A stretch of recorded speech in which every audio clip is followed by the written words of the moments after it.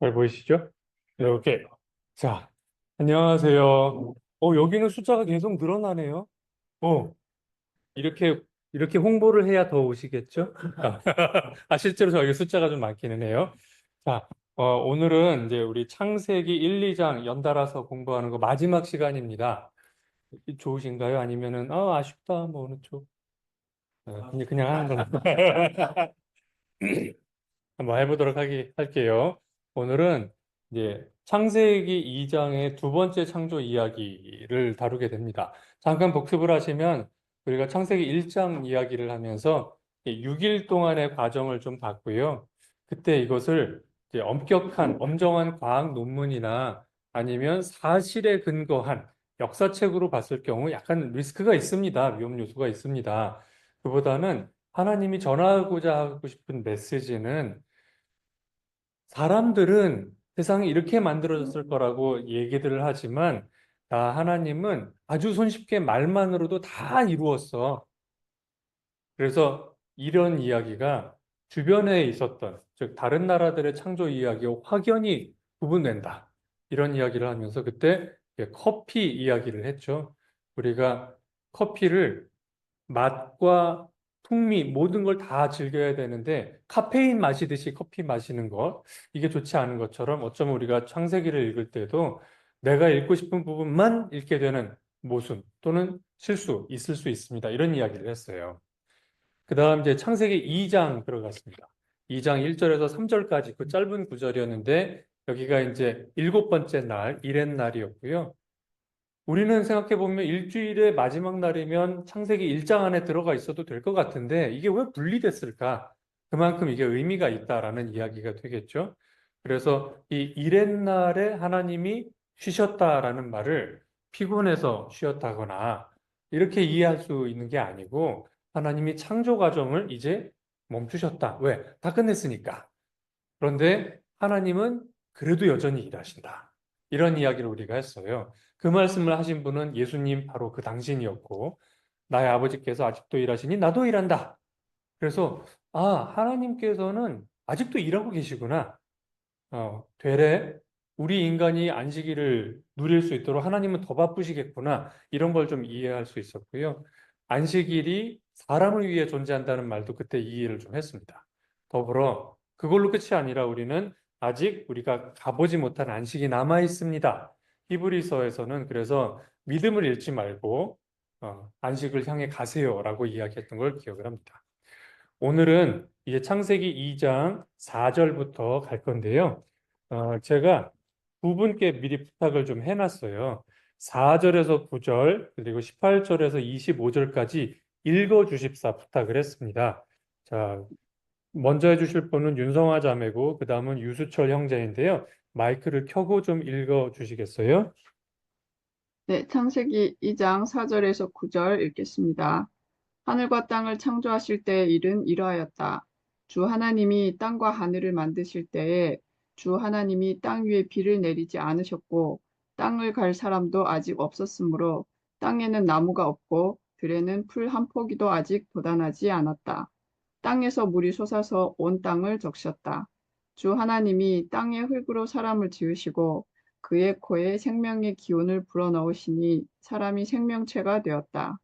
주 하나님이 동쪽에 있는 에덴에 동산을 일구시고 지으신 사람을 거기에 두셨다.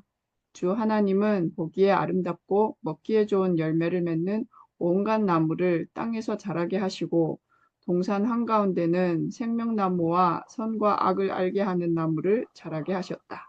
아멘.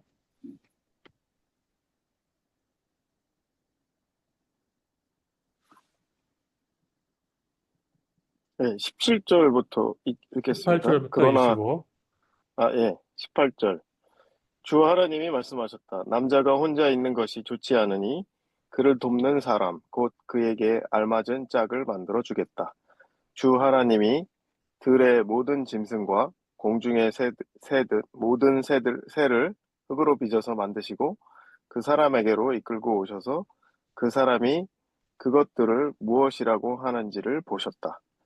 사람이 살아있는 동물 하나하나를 이르는 것이 그대로 동물들의 이름이 되었다. 그 사람이 모든 집 짐승과 공중의 새와 들의 모든 짐승에게 이름을 붙여 주었다. 그러나 그 남자를 돕는 사람, 곧 그의 짝이 없었다.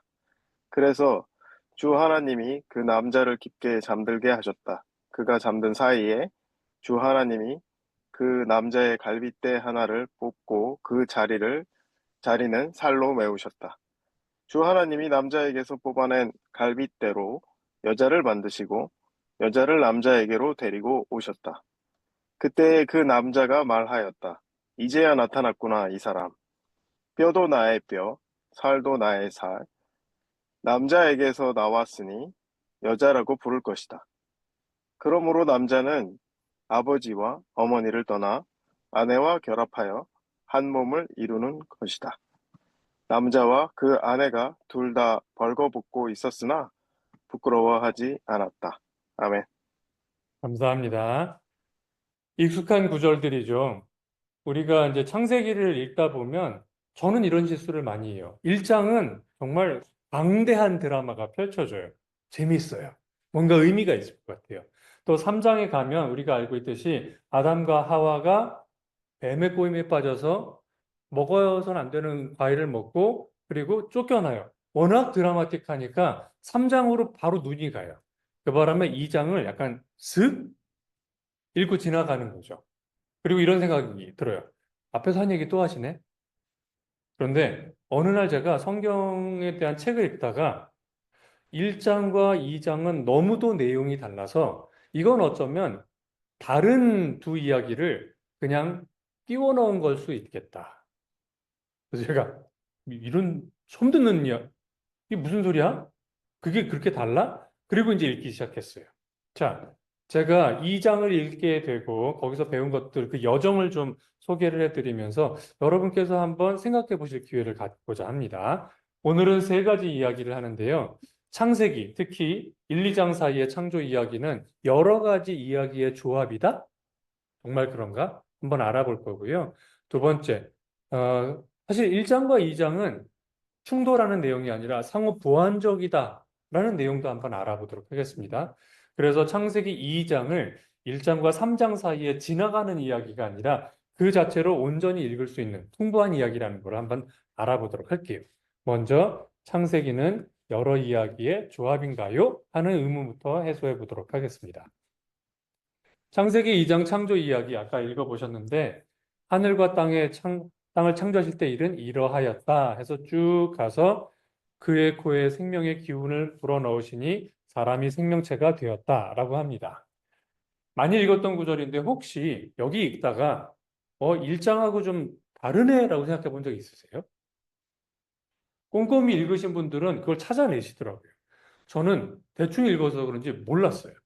그러다가 다르다고 하니까 뭐가 다르지 하고 찾아봤습니다. 1장하고 2장하고 창조의 순서가 다릅니다. 1장에서는 기억나시나요? 식물이 며칠째에 만들어지죠? 예. 잠깐 우리 배운 거 복습해 보면 1일차에 시간이 만들어지고 2일차에 공간이 만들어지죠. 물거품이 크게 생기면서 그리고 3일차에 땅이 물에서 나눠집니다. 그리고 여기까지가 아직 배경, 무대 설치하는 거잖아요. 뒤에 이제 배경을 만들어야 되죠. 그래서 숲과 나무가 나. 여기가 3이죠. 그 다음에 4일차에 뭐가 조명이 만들어지죠. 그래서 큰 빛, 작은 빛, 별들이 만들어지고, 그 다음에 5일차에 이제 땅과 하늘에서, 바다와 하늘에 사는 동물들, 그리고 6일차에 땅에 사는 동물들과 사람, 이렇게 만들어집니다. 그러니까 생각을 해보시면 3일차의 식물, 그 다음에 5일차에 새, 그 다음에 물짐승, 6일차에 동물, 길짐승, 그리고 나서 사람. 이렇게 우리는 알고 있어요. 그런데 방금 전에 읽은 구절을 다시 보시면 주 하나님이 땅과 하늘을 만드실 때 땅 위에 비가 내리지 않으셨으므로 등등등 해서 풀 한 폭이 아직 돋아나지 않았다. 이렇게 써놓고 그리고 사람을 만드셨다. 이렇게 만들었습니다. 즉 풀이 사람보다 늦게 나와요. 그래서 먼저 아담을 만들고 동식물이 나오고 그 다음에 이브가 나옵니다. 어떠세요? 지금 처음 하셨나요? 저도 그랬어요. 어? 다르네? 자, 두 번째. 1장을 보면 6일날 남자와 여자가 동시에 만들어진 것처럼 보입니다. 동시란 용어는 없지만. 그런데 2장을 보면 아담이 만들어지고 꽤 시간이 흐른 후에 이브가 만들어진 것 같아요. 간격이 꽤 있어요. 그리고 우리는 이제 한글 성경에서는 못 보지만 1장에서는 하나님 이름이 엘로힘으로 나옵니다. 그런데 2장에서는 야훼 엘로힘으로 나옵니다. 이러한 이유로 1장과 2장은 원래 다른 이야기였다. 그런데 이 다른 이야기를 어느 순간에 합쳤다라고 하는 주장인 거예요. 이거 꽤나 도발적인 이야기죠. 성경의 타당성 자체를 의심하게 만드는 이야기잖아요. 얘기를 들어보니까 신학대에 가서 이걸 배운다 그러더라고요.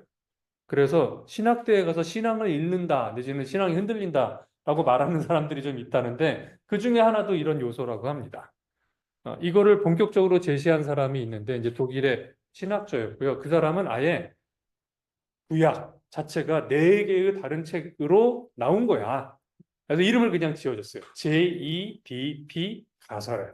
검색하면 쉽게 보실 수 있습니다. 머리 글자인데요. J는 이제 야훼. 근데 이거를 발음하기에 따라서는 이제 저호바 이렇게 하는 데도 있어서 거기를 이제 J라고. 그래서 하나님 이름을 J로 부르는 문서들이 있다. 보통 이 여호와 또는 저호바 또는 히브리어로 하면은 이제 요드헤이 바브헤이라고 하는 이 네 개의 글자로 이름이 나올 때 하나님은 굉장히 독립적인 인격체처럼 추상적인 신이 아니라 그분 있잖아. 그러니까 이런 느낌이에요. 그런데 두 번째 엘로힘이라는 문서가 있습니다. 아마 우리 많이 알고 있겠지만 엘이라는 말의 뜻이 뭐죠? 신이죠, 신. 그래서 서양 사람들 이름 보면은 미카엘, 그게 엘로 끝나는 사무엘, 이게 다 하나님이 들어간 또는 신이 들어간 거죠. 그래서 그 변형이 이제 미구엘도 있고, 또 이제 미카엘이 미셸이 되고, 그래서 엘자가 들어가면 이제 신을 뜻하는데 히브리어에서 끝이 음으로 끝나면 복수입니다. 그러니까 엘로힘 그러면 신들이에요. 그런데 하나님을 엘로힘으로 불렀을 때 그럼 여러 신이라는 뜻은 아니고 그냥 말의 습관인데 존칭을 쓸 때는 복수로 부르는 게 있어요. 자, 그래서 어쨌거나 하나님을 엘로힘으로 부르는 문서가 있는데 보통 이 문서들은 특징이 하나님이 전지전능하고 약간 비인격적으로 느껴지고 너무 멀리 있는 존재. 이렇게 느껴진답니다. 그럼 여쭤볼게요. 창세기 1장에는 하나님이 뭘로 호칭이 나왔을까요? 이 성격을 감안해 보면. 엘로힘이에요. 이렇게 형태를 알 수 없고 멀리 계신 것 같고 말로 모든 걸 다 만드시고 그런데 2장 흙을 이렇게 빚어서 만들고 홑김을 불어넣는 2장의 하나님은 여호와로 나옵니다. 이론이 다른 거 아니냐? 이렇게 얘기했어요.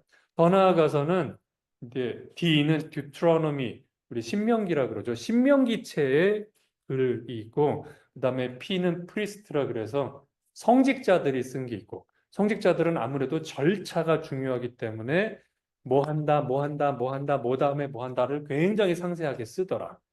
그리고 이 프리스트로 가면 여기서만 제사 드려야 돼. 딴 데 하면 안 돼.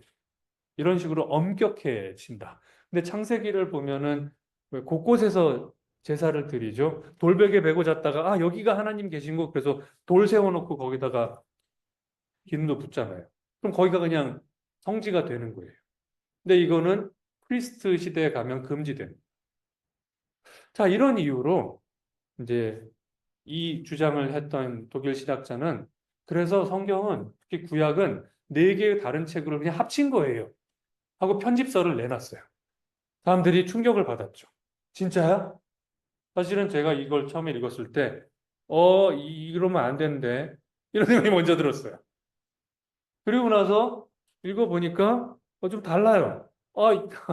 이런 식으로 의심이 들어오는 건가? 별별 생각이 다 들었습니다.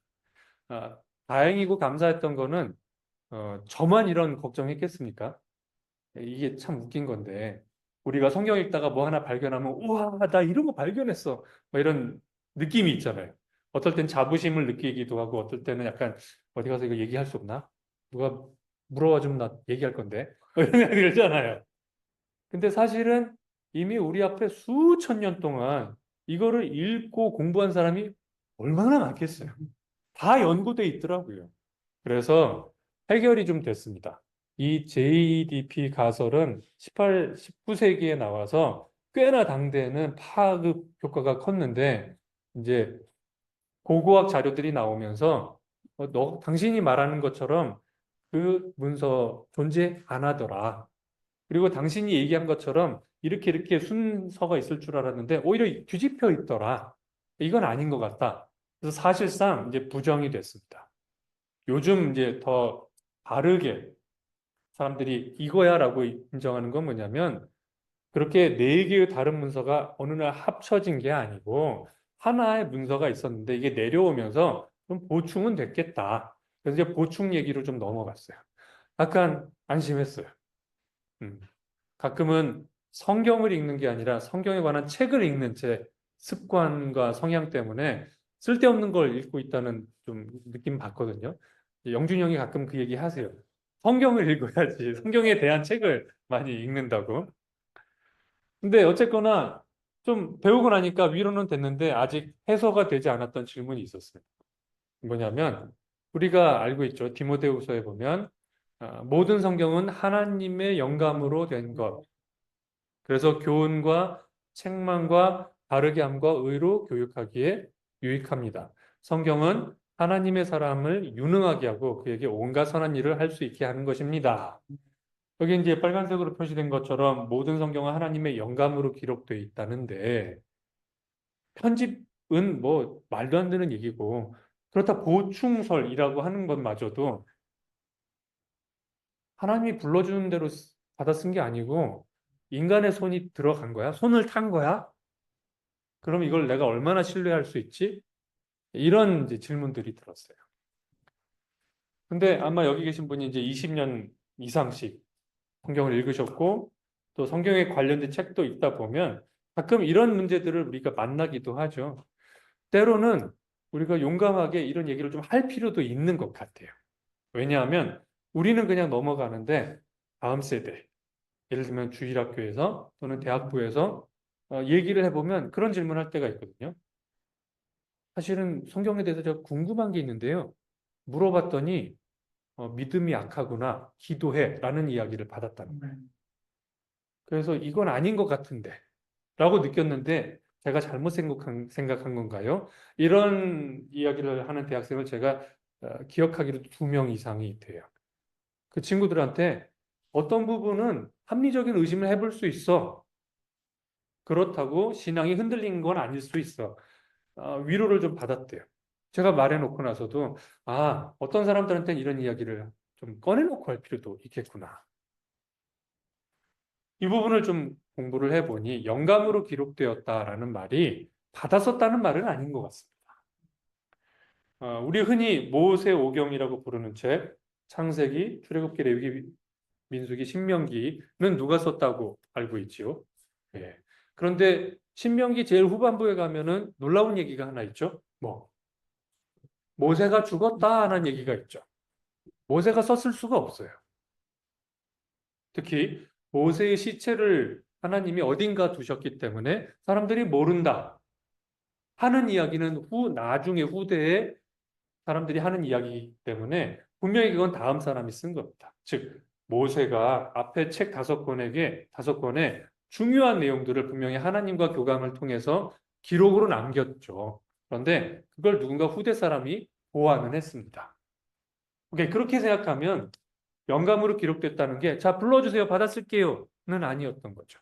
그리고 사람이 당대의 어떤 언어라든가 또는 이 문서, 글을 쓰는 방법 등이 반영됐다고 해서 야 이거는 사람이 쓴 거야 하나님이 쓴 게 아닌 거야 라고 할 수는 없는 거죠.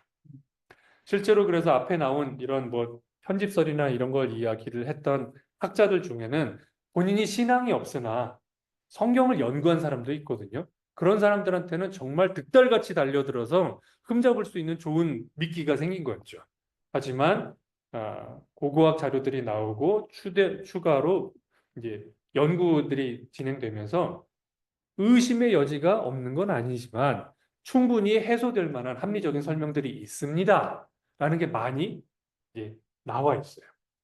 읽으면 읽을수록 안심이 좀 되고 제가 뭐라도 발견한 양 혼자서 걱정했던 게 좀 바보스러웠어. 그러면서 제 생각이 이제 바뀌기 시작했어요. 제 질문이 바뀌었습니다. 이거죠. 처음에는 어떻게 이렇게 다른 이야기를 그냥 써놓고 그러다가 이제는 여러분 생각해 보세요. 서로 다른 이야기를 이걸 이렇게 간격을 띄워놔야 다른 걸 모르잖아요. 근데 이걸 바로 붙여놨잖아요. 그러면 조금만 꼼꼼히 읽는 사람은 다 한단 말이죠. 근데 이걸 그냥 그렇게 놔뒀어요. 하나님이 무슨 생각하신 걸까요? 저는 이거를 다른 사람이 알아보면 어떡하지? 이러고 바보 같은 걱정을 했는데 하나님한테는 아무 걱정이 없으셨던 거예요. 야, 이거를 그냥 봐. 보라고 놔둔 거야. 오히려 연달아 놨기 때문에 빨리 차이점을 찾아내. 거기에 의미가 있어. 라고 하셨다는 생각이 드는 거예요. 질문이 바뀌었어요. 하나님은 이렇게 다른 내용을 연달아 두셨는데 그 이유가 뭘까? 그리고 어떻게 이렇게까지 다른 이야기가 수천 년 동안 살아남을 수 있었을까? 이게 만약에 사람이 만든 이야기면 에이 말이 되는 앞뒤가 안 맞잖아요 하고 폐기될 수 있는데 이거 지금 수천 년 살아남았단 말이죠. 이게 얼마나 놀라운 일입니까? 제가 그러면서 관점이 좀 바뀌었어요. 생각해 보세요. 복음서는 어때요? 몇 개예요? 네 개예요. 복음서에 나오는 예수님에 관련된 사건들의 순서가 다 일치하나요? 종종 말한 내용도 좀 다르고 이게 앞에 있으면 안 되는 것 같은데 왜 이게 여기 있지? 대표적인 거. 예수님이 성전을 청소하신 사건은 예수님의 공생의 3년 동안 앞부분에 존재할까요? 뒷부분에 존재할까요? 기억하시겠지만 그 청소하는 사건 때문에 이 성전 관리 또는 기득권들이 저 사람을 잡아 죽여야겠다 이렇게 생각을 하죠. 요한복음은 이게 복음서 앞에 나옵니다. 그래서 왜 이게 앞에 나오지? 아직도 논란이 많아요. 2번 청소하신 거 또는 아니야 한 번이다. 그리고 끝자락에 하신 게 맞다. 근데 요한은 다른 세 개의 복음서랑 좀 다르잖아요. 아예 이름도 다르잖아요. 앞에 세 개는 따로 뭐라고 그러죠? 공관복음이라고 그러잖아요. 공통된 관점의 복음서기 때문에 순서 나열이고 네 번째 책은 그렇게 하지 않잖아요. 시작 자체가 의도가 굉장히 분명하죠. 요한복음 1장 1절 어떻게 시작하죠? 태초에 말씀이 있었다. 자, 태초에로 시작하는 성경 구절 또 기억나는 거 뭐가 있으세요? 어떻게 시작하죠? 태초에 하나님이 천지를 창조하셨다. 왜 태초에라는 같은 단어를 썼을까? 일부러 쓴 거죠. 예수님의 생애는 창세기, 하나님이 세상을 창조한 급의 사건이에요. 그 얘기를 하고 싶어서 일부러 같은 단어를 쓴 거죠. 물론 앞에 건 히브리어, 뒤에 건 그리스어지만. 자, 그래서 어떤 사람은 요한은 의도적으로 순서를 앞으로 당겼다라고 하는 사람도 있습니다. 역사적인 기록으로 보면 이건 우리 현대인으로 보면 기록을 잘못하셨네. 순서는 맞춰야지 최소한. 그래서 우리가 요한복음은 틀렸어. 앞에 세 개가 맞아. 이렇게 하나요? 아니죠. 우리는 서로 다른 복음서 네 개 때문에 오히려 상황을 이렇게도 보고 이렇게도 볼 수 있는 거죠. 입체적이고 좀 더 제대로 포괄적으로. 어쩌면 하나님은 똑같은 이유로 1장과 2장을 서로 다른 이야기를 연달아 두셨을 수도 있겠다. 그걸 보라고 하신 거구나. 내가 그걸 못 봤네. 그래서 1장과 2장을 보면 하나님이 좀 달라요. 자, 1장의 하나님은 약간 망원경으로 보는 하나님 같아요. 어딘가 계세요. 모습을 드러내지 않으세요. 그냥 모든 게 너무 쉬워. 말로 빛이 있으라. 붐. 자, 그 다음에 나눠져. 슉 나눠져. 아주 쉬워요. 당대의 주변의 나라들은 세상이 만들어질 때 항상 신들 간의 전투가 있고 그중에 누군가 꼭 죽어야 되고 신의 사체를 가지고 뭘 만들고 되게 조잡스럽고 번거로운데 창세기는 뭘 그렇게 그냥 말만 하면 다 되는 걸 아주 아주 쉬워요. 그래서 하나님이 위대하고 거대한데 대신 약간 거리감은 좀 있어요. 감히 범접할 수 없는. 어디 감히. 그런데 이 장의 하나님은 좀 달라요. 선선한 오후 시간에 걸어 다니기도 하시죠. 동산을. 어딨니? 라고 물어보기도 하시고. 그리고 일단은 흙을 빚어요. 자, 여러분. 여러분이 만약에 땅에 있는 흙을 빚어서 사람 모양 인형을 만든다고 한번 가정해 봅시다. 자, 어떤 동작을 취할 것 같으세요? 제가 여기 서 있어요. 그럼 여기 땅에 흙이 있어. 이제 뭘 해야 되죠? 그렇지. 무릎을 꿇고 앉아야 되죠. 하나님이 무릎을 꿇는다. 어떠세요? 상상이 되세요? 하나님이 누구 앞에서 무릎을 꿇으실 이유가 있어요. 근데 무릎을 꿇으신 거예요. 그리고 흙을 떠요. 건조해요. 옆에 물이 있어요. 그래서 이거를 짓이겨요. 손이 어떻게 됐을까? 네. 하나님의 손이 흙탕물에 빠져 있어요. 그걸로 이렇게 해서 여기다 구멍 뚫고 뭐뭐 하고 그 다음에 만들어 놨는데 숨을 못 쉬네. 그럼 어떻게 하세요? 인공호흡을 하세요. 그 얘기를 하는 거예요. 굉장히 사람 같은 느낌을 줘요. 거대하고 형태를 알아볼 수 없고 기묘하고 이게 아니라 우리 같이 걸어 다니고 무릎을 꿇고 손을 더럽혀서 흙을 짓이기고 뭘 만들고 바람을 불어넣는 그런 하나님. 만약에 우리가 일장만 가지고 있으면 어디 감히 하나님께 아버지 이렇게 부를 수 있을까요? 엄두도 못 낼 일이죠. 감히 어떻게? 반대로 이장만 있으면 마치 그리스 사람이나 당대 많은 사람들처럼 어떻게 뭘로 매수를 하면 내가 하자는 대로 할까? 요거 재물을 좀 갖다 드리고 이렇게 향을 내면은 좀 내가 하자는 대로 할 수 있을까? 당대 주변 사람들은 그렇게 했죠. 신들을 매수하려고 제사를 드리고 주문을 걸고 그랬단 말이죠. 이 두 개가 같이 있기 때문에 우리는 거대하고 우리가 헤아릴 수 없는 공간을 만드신 하나님도 있지만 동시에 사람 옆에 오시고 우리한테 말을 거실 수 있는 하나님도 알게 됩니다. 1장과 2장은 일부러 그렇게 두셨네. 상호 보완적으로 우리가 하나님을 제대로 볼 수 있도록. 그러고 나니까 이제 2장은 지나가면서 쓱 보는 게 아니라 그 자체를 꼼꼼히 읽어봐야 된다는 생각을 하게 됐어요. 창세기 2장을 이제 읽어보시면 그 자체로도 풍부한 이야기가 많습니다. 이 중에 제가 몇 가지를 좀 안내를 해드리고 그리고 나중에 또 한번 2장을 읽어보시라고 부탁을 드릴게요. 먼저 사람이 어떻게 만들어졌다. 1장에는 6일째에 하나님이 사람을 그냥 만드신 걸로 되어 있습니다. 거기 어떤 재료를 썼는지 설명되어 있지 않아요. 그런데 2장은 하나님이 세상을 만드실 때라고 한정 지음으로써 이 6날 중에 어느 날인지를 좀 더 이렇게 집중해서 보겠다는 의도를 밝히고 보면 6일째를 보고 있는 것 같아요. 그런데 흙으로 사람을 만드십니다. 다른 동물들은 뭘로 만들었는지 혹시 아실까요? 안 나와 있어요. 정확하게. 1장에는 안 나와 있어요. 근데 2장에는 흙으로 만들었다고 사람을 굳이 이렇게 명시를 하셨어요. 그래서 사람이 흙이래요. 그리고 나중에 가면 너는 흙에서 왔고 흙으로 돌아갈 거다라고 명시를 하셨죠. 그런데 거기에 굳이 숨결을 넣으셨어요. 이게 무슨 의미일까요? 이렇게 생각해 보는 건 어떨까요? 우리 인간은 흙먼지처럼 천박해질 수도 있고 성령, 하나님의 영처럼 높은 순수한 또는 순결한 또는 고귀한 수준에 도달할 수 있다.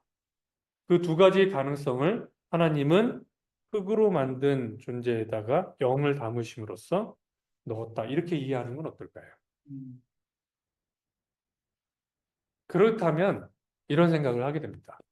나는 흙먼지 같은 존재로 다가가고 있나? 아니면 성령에 좀 더 가까워지고 있나? 이 차이는 어디서 볼까요? 글쎄요. 뭐 여러 가지를 생각해 볼 수 있겠지만 오늘 하루를 생각해 보면 제가 이런 생각을 할 수 있죠. 오늘은 조금 더 성령에 가까워진 것 같다. 나 좀 잘 살았던 것 같아. 중간중간에 유혹도 있었지만 이렇게 걷어내고 기도하고 말씀을 내가 좀 더 집중했고 근데 운전하면서도 기도도 하고 CCM 찬송하면서 왔는데 그럼 나 이쪽으로 좀 가지 않았을까? 또 어떤 날은 영화를 보는 게 아니었는데 에이씨. 나 그것 때문에 좀 이렇게 약간 급이 떨어진 것 같아. 그래도 처음부터 안 보는 거였어.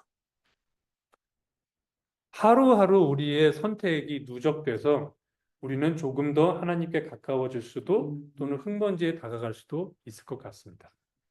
하나님께서 만약 이 구절을 이렇게 하셨다면 사실 우리는 이 장을 읽으면서 과연 나는 내 구성 성분은 뭐가 더 많을까? 흙이 더 많을까? 아니면 성령이 더 큰가? 한번 생각해 볼 수 있을 것 같고 오늘은 어제보다 내일은 오늘보다 좀 더 성령이 좀 가득 찼으면 좋겠다 하고 생각해 볼 수도 있겠죠.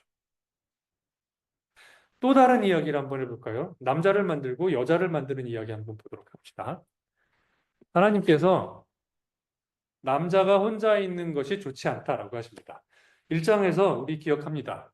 항상 이렇게 하루 마감이 될 때 하나님이 반복해서 하시는 말씀이 있죠. 뭐예요? 보시기에 좋았다. 좋았다, 좋았다, 좋았다. 마지막엔 매우 좋았다. 이렇게 하셨단 말이에요. 그런데 하나님이 좋지 않다. 이렇게 하셨어요. 처음이에요.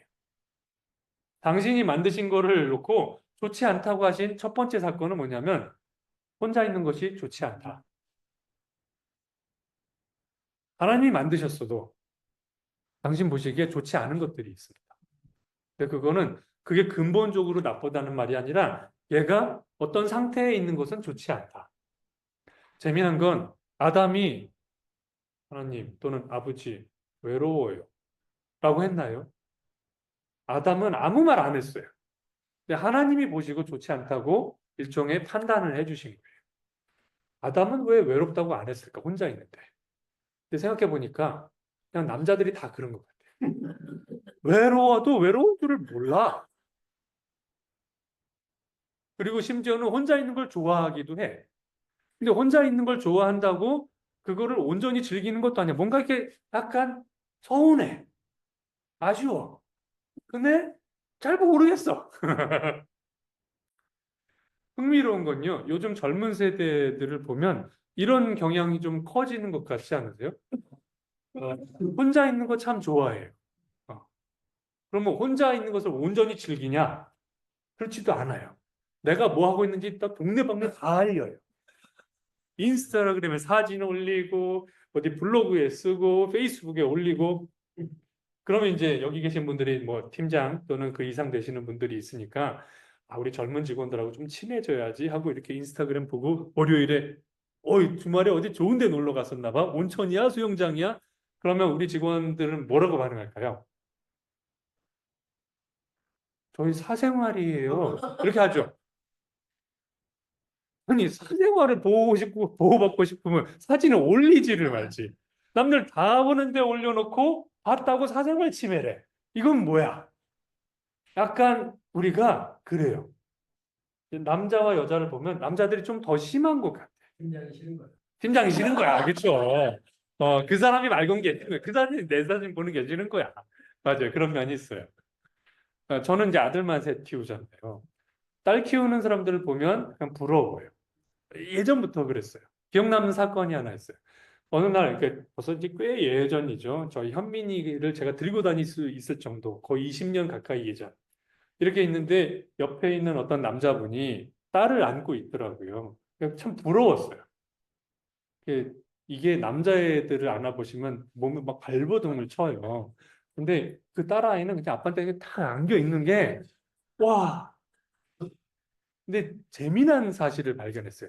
이 대화를 하는데 딸아이가 아빠한테 아빠 무겁지? 이러는 거예요.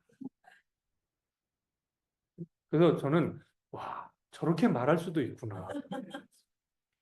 근데 이제 아빠는 아니야, 하나도 안 무거워. 솜털처럼 가벼워 이러는 거예요. 그랬더니 옆에 있던 부인이 남편을 툭 치는 거예요. 내려달래잖아. 그게 내려가고 싶다를 아빠 나 무겁지? 이렇게 표현한 거예요. 엄마는 알아들었어. 그러니까 엄마하고 딸은 소통이 되는 거예요. 아빠는 뭔 소리인지 못 알아듣고 있었어. 그 자리에서. 어. 아, 이렇게 나 내려가고 싶다는 말을 상대방 중심적으로 해서 아빠 많이 힘들지? 나 내려놔도 돼. 그러는데 그 사이에 저희 아들은 막 몸을 내려가고 싶으니까 거의 막 뒤집어 떨어질까 봐 막 이러고 있는 거예요. 아들 키워보신 분 아실 거예요. 그러면 이건 놔버릴까? 막 이런 생각이 그럼 좀 정신 차릴래나? 남자들은 자기가 외로워도 외로운 줄 모르고 어떻게 대화하는 줄도 잘 모르고 관계 맺는 것도 잘 모르는 것 같아요.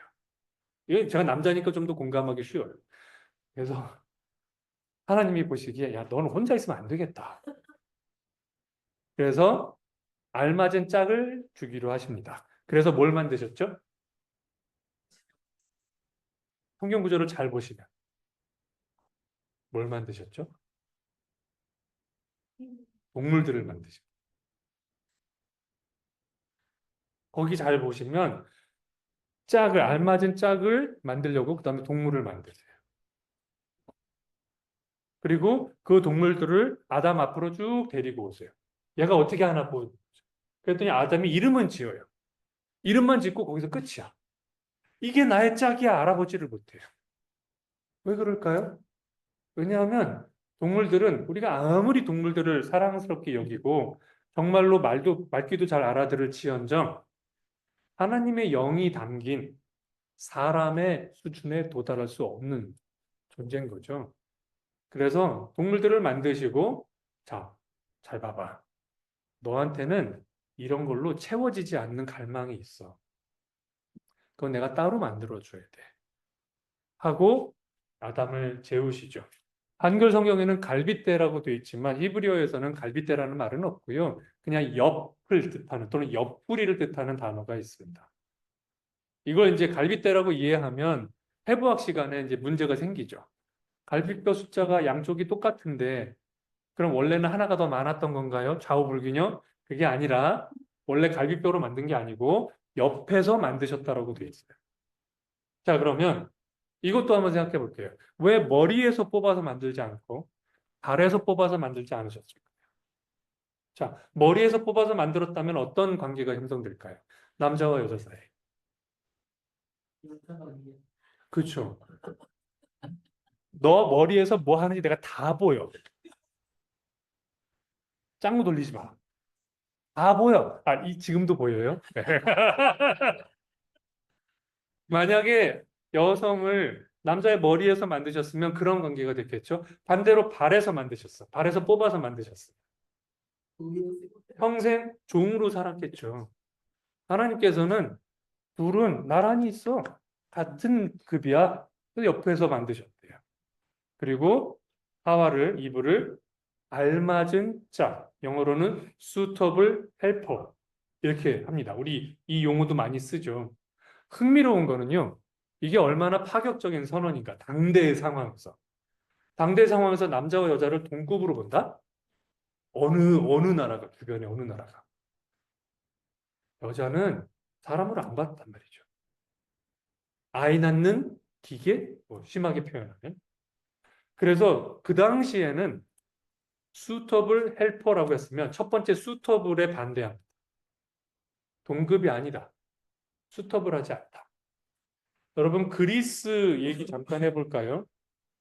그리스에서는 동성애가 꽤 흔했다라는 얘기 많이 자료에서 보셨죠? 왜 그랬을까요? 우월한 사람들이 네. 여자는 사람이 아니기 때문에 사랑하지 않습니다. 그래서 남자끼리 사랑. 이게 그리스의 사고예요. 어디 천한 것하고 저는 자식 낳는 기계인 거예요. 가축보다 조금 뛰어나요. 말 알아들으니까. 이 정도 생각을 했습니다. 우리가 알고 있는 예를 들면 아테네라든가 스파르타도 있지만 테베도 굉장히 큰 도시였고 뛰어났는데 테베의 가장 강력한 군대는 그러니까 동성애 관계 남자들로 부대를 짰어요. 이유는 자기의 연인이 죽었을 때 아무도 도망가지 않는다. 그래서 이탈이 없습니다. 내 사랑하는 짝을 죽였다고 오늘 내가 죽는 한 있어도 너는 죽인다. 그래서 테베의 신성대는 그렇게 동성애자들만 구성했어요. 자, 이런 세상에서 남자와 여자는 같은 존재예요. 라는 건 얼마나 파격적인 이야기. 그런데 모든 사람들이 하나님 말씀을 다 좋아하진 않습니다. 현대에서는 어떨까요? 현대에서는 아마 남자와 여자가 동급이라는 거 사람들이 쉽게 동의할 거예요. 그런데 이제는 반대 이슈가 있죠. 고대는 남자가 여자를 우습게 봤었던 문제가 있다면 지금은 동급은 맞는데 왜 여자가 남자를 도와야 돼요? 왜 우리가 헬퍼여야 돼요? 난 주도적인 삶을 살고 싶어요. 남자를 돕고 싶지 않아요. 이제는 이제 이런 이슈가 발생해요. 사람이 자기의 철학을 가지고 사는 건 나쁘지 않지만 이것이 과하면 사실은 하나님의 가르침에서 벗어나는 마치 동물을 데리면서 내 새끼 내 새끼 내 새끼 사람보다 동물을 더 사랑하는 것도 어쩌면 하나님 보시기에 그닥 좋지 않을 수도 있죠. 왜냐하면 앞에서 보셨듯이 같은 급이 아닌데 결국 하나님은 남자의 옆에서 또는 옆구리에서 여자를 만드시고 이렇게 관계를 설정해 주십니다. 굉장히 깊은 거죠. 그리고 그 마지막은 이렇게 정리하고 있습니다. 그러므로 남자는 아버지와 어머니를 떠나 아내와 결합하여 한 몸을 이루는 것이다. 이 말씀은 지금도 사실은 놀랍죠. 우리는 결혼 관계를 생각할 때 남자가 부모를 떠나 아내와 결혼한다 라고 생각을 하나요? 아니면 여자가 부모 밑을 나와 남자에게 간다 이렇게 생각하나요?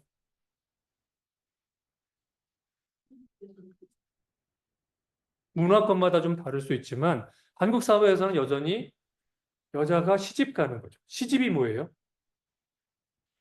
시가족의 집으로 가는 거예요. 남자는 장가 가는 거죠. 장가가 뭐예요? 장인어른 집으로 가는 거예요. 그래서 시집은 시어른 집으로, 장가는 장인어른 집으로 가는 겁니다. 이 말뜻은 그런데 결혼한다는 건 그게 아니죠. 누가 누구의 집으로 들어가는 게 아니라 둘이 나와서 새로 합니다. 그런데 앞에서 보셨던 수터블 헬퍼라는 걸 보면 아무래도 책임은 남자에게 있고 여성이 상대적으로는 남자를 돕는 역할을 해요. 그러면 이 가정에 궁극적인 책임을 져야 된다면 그리고 한 명이 져야 된다면 누가 지는 걸까요? 남자가 지는 겁니다. 그래서 남자가 아버지와 어머니 곁을 떠나라고 이야기하고 있어요. 자, 조금 상상을 해보면 아버지와 어머니가 우산과 같은 그늘을 만들어줘서 잘 살았어요. 자식으로 있을 때. 근데 여기를 나와야 돼요. 이제 제가 우산을 만들어야 돼요. 남자가 우산을 만들어야 돼요. 그러니 남자들 깨어나라. 아기가 아니다. 어린아이도 아니다. 너가 이제 가장이다. 하나님 나와 너가 이야기하고 이 가정에 대한 책임은 내가 너에게 물을 것이다. 이렇게 이야기하시는 거죠. 두 사람의 관계를 동급으로 본 건 당시의 파격이었다면 이 이야기는 지금도 좀 놀라울 수도 있습니다. 현대의 많은 젊은 사람들이 결혼을 하지만 과연 부모님으로부터 정신적으로, 경제적으로 독립하나요? 아닌 경우도 굉장히 많죠. 네. 우리는 이런 생각합니다. 아, 좀 더 주시면 안 되나? 결혼할 때. 좀 더 해주시면 얼마나 좋아? 이것도 못 해줘. 집도 못 사줘? 어, 우리가 복음서를 보면 요셉과 마리아 이야기가 나오죠. 마리아가 임신했을 시절에 두 사람의 관계는 뭘로 나올까요? 약혼이죠. 여러분 경험에서는 약혼하고 나서 결혼까지 시간이 얼마나 걸리셨어요? 어떤 분은 약혼 없이 그냥 사귀다 바로 결혼하는 경우도 있죠. 예전엔 약혼과 결혼이 꽤 간격이 있었나 봐요. 뭐 했을까요? 그 기간 동안. 결혼자를 찾아야겠지. 그렇죠. 남자가 집을 만듭니다. 자기 집이 되면 결혼을 합니다. 자기 집을 못 만들었으면 결혼을 못 합니다. 남자는 부모 곁을 떠나서 자기 지붕을 만들어야 돼요. 그리고 나면 이제 여자를 데려올 수 있습니다. 그 기간이 그래서 구약에서는 약혼 기간이 짧아도 몇 달, 길면 몇 년씩 걸리는 이유가 이 사람이 결혼하고 싶어도 온전히 독립하지 못할 것 같으면 장인어른이 딸을 주지 않아요. 너가 정말 부모의 곁을 떠나 내 딸을 데리고 살 만큼 온전히 독립할 수 있겠느냐? 성경에 그렇게 써 있다. 넌 독립하니? 창세기 2장을 읽고 묵상을 해보면 와, 그냥 지나가는 이야기가 아니라 이 안에는 사람과 동물과의 관계, 사람과 하나님과의 관계, 남자와 여자와의 관계, 그리고 오늘 다루지 않았지만 그 유명한 이야기, 나무, 두 그루, 생명나무와 선악 지식의 열매인 지식의 나무. 과연 우리는 하나님이 안 계실 때 하나님이 주신 말씀을 어떻게 대해야 하는가 등 풍성한 이야기가 많다는 걸 좀 알게 됐어요. 정리를 좀 해보면 창세기 1장과 2장은 확실히 다른 이야기가 있습니다. 그런데 이 다른 이야기가 서로 충돌하는 이야기가 아니고 하나님을 입체적으로 보여줄 수 있는 이야기. 그래서 하나님은 또는 창세기를 기록하신 분들은 야, 이거를 눈치채면 안 되는데 조바심을 내고 조심스럽게 쓴 게 아니라 당당하게 다르지? 다른 거야. 그래서 보라고 써놓은 거야. 하고 연달아 놓으셨고요.